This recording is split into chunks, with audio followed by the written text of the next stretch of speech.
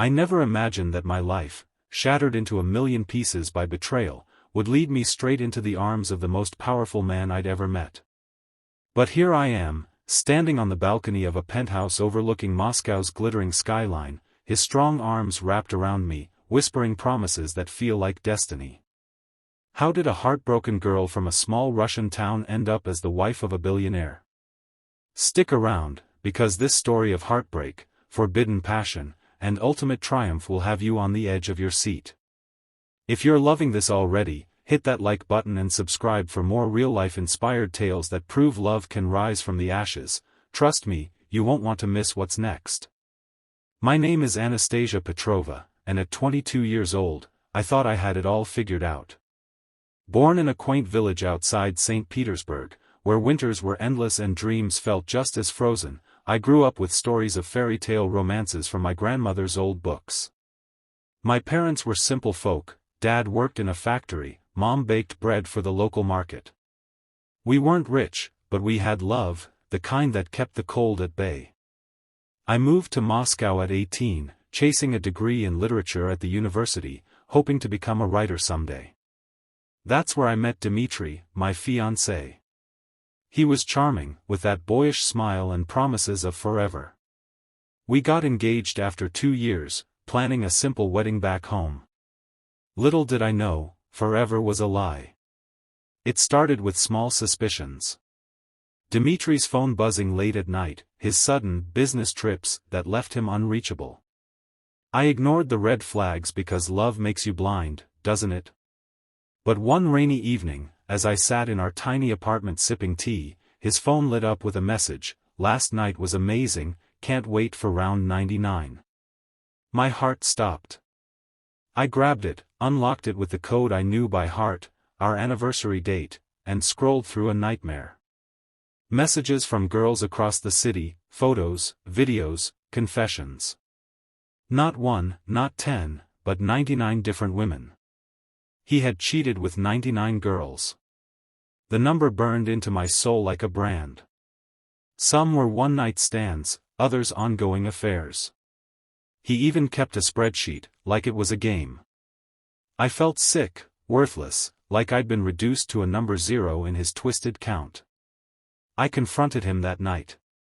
He came home smelling of cheap perfume, his eyes widening as he saw me holding his phone. "Anna, it's not what you think," he stammered, but the evidence was irrefutable. Tears streamed down my face as I screamed, 99? How could you? He tried to justify it, stress from work, my nagging about the wedding, but it was all excuses. I threw the ring at him, packed a bag, and stormed out into the Moscow night, rain mixing with my sobs. Where would I go?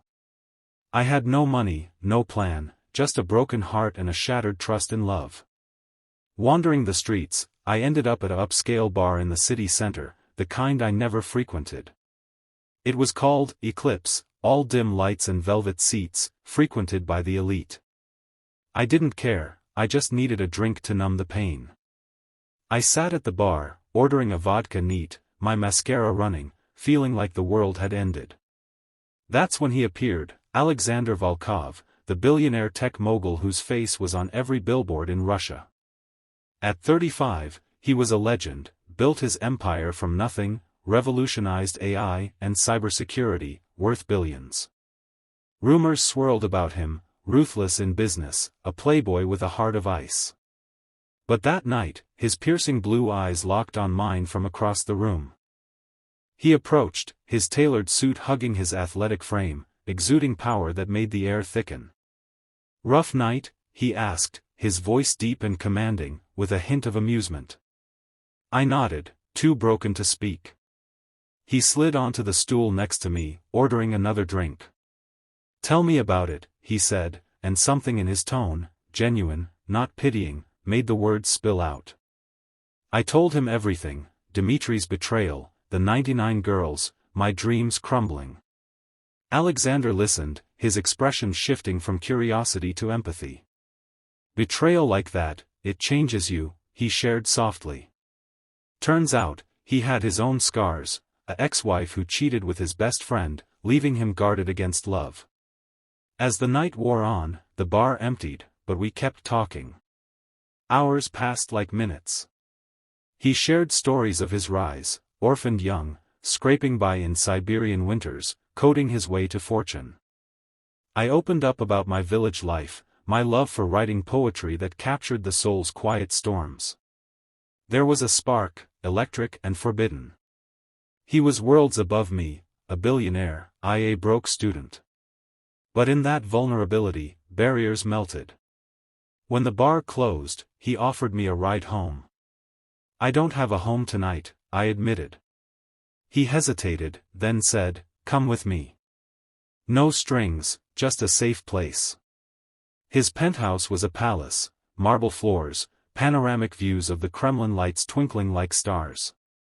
We talked more on the balcony, the city humming below. The air was charged. One moment we were laughing at fate's cruelty, the next, his hand brushed mine. I pulled away at first, too soon, too raw. But his gaze held me. "You're not like them," he whispered. "You're real." In a whirlwind of emotion, we kissed, passionate, desperate, forbidden in its intensity. That night, we crossed lines I never thought I would. It wasn't just physical, it was souls connecting in the darkness, healing wounds with fire. Morning brought regret and wonder. I woke in his king-sized bed, sheets tangled, his arm around me. "This was a mistake," I murmured, panic rising. He smiled, pulling me close. "Or the start of something real." But challenges loomed. Dmitri wasn't done. He bombarded my phone with apologies, threats even, saying he'd expose me if I didn't return. Alexander's world was complicated too, boardroom battles, paparazzi hounding his every move. A scandal with a nobody like me could ruin his reputation. The first challenge hit hard, the media caught wind. Photos of us leaving the bar surfaced online, headlines screaming, "Billionaire's mystery fling after bar pickup." I was labeled a gold digger, my past with Dmitri dragged out. Friends from university turned away, whispering I was using Alexander to escape poverty. Even my parents called, worried, "Anna, he's too powerful. You'll get hurt." I doubted myself, was this rebound or real? Alexander faced pressure from investors, who saw me as a liability. "End it," his advisor urged. But he stood firm, defending me in meetings. "She's not a fling, she's the one who thawed my heart."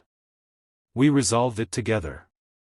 Alexander hired a PR team to spin the story positively, sharing our genuine connection in interviews. I confronted Dmitri one last time, with Alexander by my side. "You're done hurting me," I said, as police escorted him away for harassment. It empowered me, turning victim to victor. Our relationship deepened through trials. A business rival tried blackmailing Alexander with old secrets, but we uncovered the plot, strengthening our bond. I resumed my studies, even publishing a poem about betrayal that went viral, inspiring others. Months blurred into love. Alexander proposed on that same balcony, a diamond ring sparkling like the city lights. "From forbidden night to forever," he said. We married in a quiet ceremony in my village, blending his world with mine. Now, at 23, I'm not just his wife, I'm his partner in philanthropy, helping orphaned kids like he once was.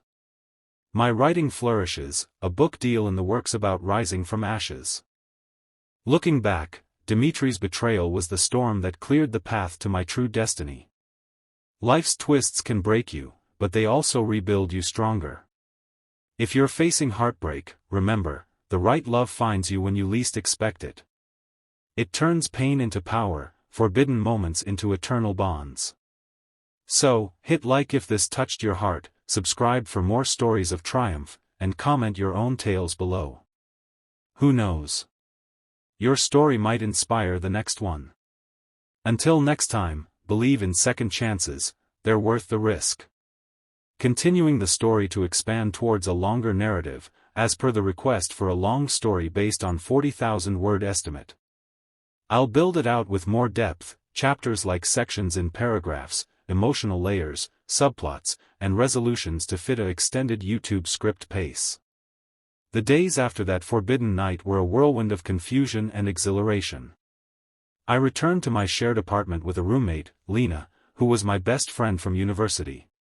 She was 21, bubbly with curly red hair and a no-nonsense attitude that always grounded me. "Anna, what have you done?" she exclaimed when I confessed about Alexander. "He's like Russia's Elon Musk. This could end badly." I knew she was right. The gap between our worlds was vast. He lived in luxury jets and boardrooms. I survived on instant noodles and library books. But his texts came non-stop, "Thinking of you. Dinner tonight?" I resisted at first, fearing it was just a billionaire's whim. Yet, I agreed to meet him again.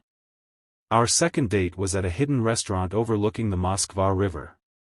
Candlelight flickered as he opened up more about his lonely childhood in Siberia, fostering a drive that built Volkov Tech into a global powerhouse.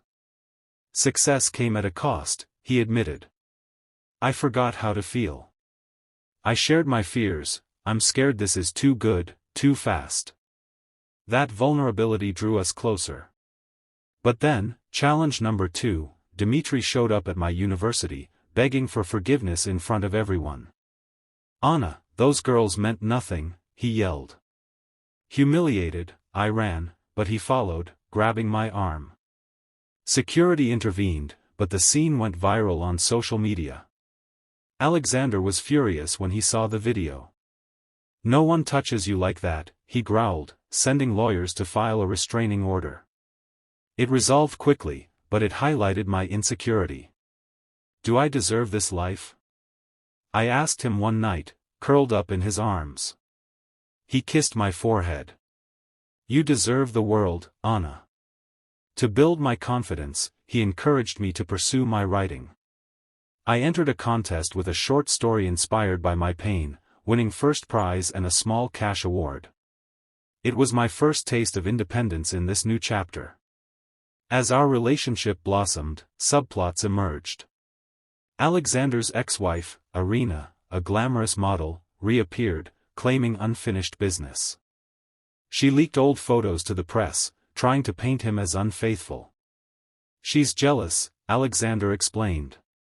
We faced her together at a gala, where I stood tall in a designer gown he gifted me. "Irina, move on," I said calmly. Her defeat came when Alexander publicly declared his love for me, turning the narrative. Meanwhile, back home, my family struggled. Dad's factory closed, leaving them in debt. I wanted to help, but pride stopped me from asking Alexander outright. Instead, he noticed my worry and anonymously donated to reopen the factory under better management. "For your family," he said when I found out. It resolved their crisis and showed his selflessness. Emotional depth grew through quiet moments. One winter evening, we walked through Gorky Park, snow falling softly. "Remember that bar?" I teased. He laughed. "Best decision of my life." But doubts lingered. His business trips left me alone, fueling insecurities from Dmitry's betrayal. A key challenge: during one trip, rumors surfaced of him with another woman. Paparazzi photos showed him at a party, a model on his arm. Heartbroken again, I confronted him upon return. "It's not true," he insisted, showing proof it was a setup by rivals. We resolved it with therapy, learning trust anew. Our love story peaked with adventures. He took me to Paris for my birthday, where under the Eiffel Tower, we shared dreams. I graduated university, my thesis on Russian folklore earning honors. Alexander supported me starting a blog, From Betrayal to Bliss, sharing anonymized stories to help others. But the biggest resolution came when his company faced a hostile takeover. Stress mounted, he worked endless hours. I stood by him, using my research skills to uncover the rival's fraud. Together, we exposed it, saving his empire. "You're my rock," he said. Now, married and expecting our first child, life is a beautiful blend.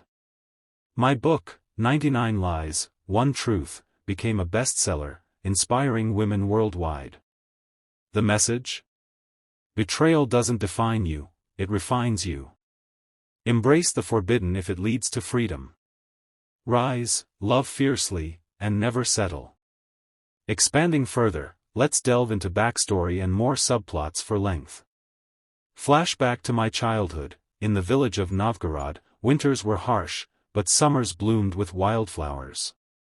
I collected stories from elders, dreaming of Moscow's lights. Meeting Dmitri at a literature club felt like fate. He was 24, studying business, with ambitions that matched mine. Our first date, ice skating on a frozen pond, laughing as we fell. Engagement came on a starry night, ring from his savings. But cracks showed, his late nights, studying, my ignored intuitions. Post-betrayal, solitude hit hard.